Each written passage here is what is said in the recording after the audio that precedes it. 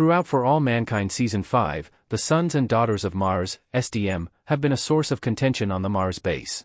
While the M6 nations have agreed to maintain Mars as a shared resource for each of their countries, the people on the surface of the planet who have made a home there seem to be left in the lurch.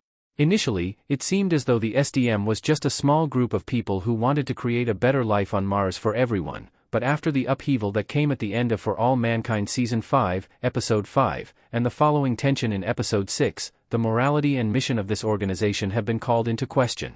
For All Mankind Sons and Daughters of Mars have taken over the Mars base. In No Sudden Moves, the SDM, led by Gerardo Ortiz Nino, has taken control of the base and made hostages of the people who are leading and controlling the base. After pushing the peacekeepers back successfully and getting their hands on a number of weapons, Gerardo is clearly scared about the fallout of his rash decisions, but he also recognizes that things need to change. Due to the intense and violent outbreak, there is no easy way back from this conflict, and thankfully, Miles Dale arrived on the scene to provide a more level head.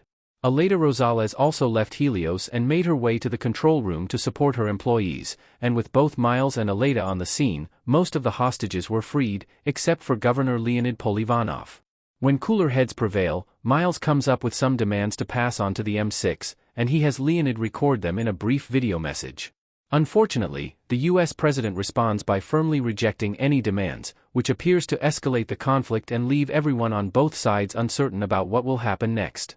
The SDM's demands aren't that unreasonable. The issue is that the SDM's demands seem fairly reasonable. With more than 5,000 people resident on the Red Planet, Miles has highlighted that the growing colony that lives on a planet far removed from Earth should be entitled to some autonomy about how its community is operated. Rather than having the Earthbound M6 possess complete control of the colony, with their unelected leaders, and the biased peacekeepers who are also susceptible to corruption and willing to put the interests of the governing body ahead of the people they are supposedly protecting, the people on Mars seem more like prisoners than a free and working class of people. Ultimately, they want a voice and a hand in shaping their own future.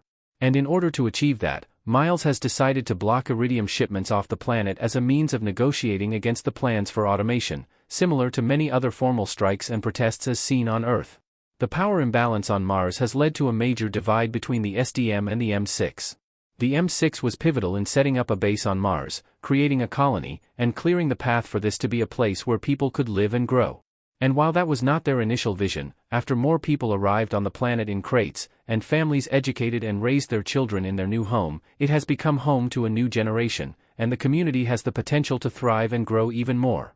Meanwhile, the M6 has its focus on profit, with its unveiled plans to automate the operations on Mars, and send back the vast majority of the workforce with no security around work and a future for their families. That's a truly chilling prospect for people who have created a home and dreamed of their future among the stars.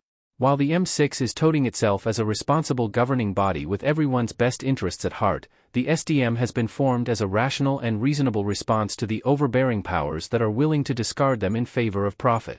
While the actions of the Sons and Daughters of Mars have been hasty and intense, they are not true villains in For All Mankind.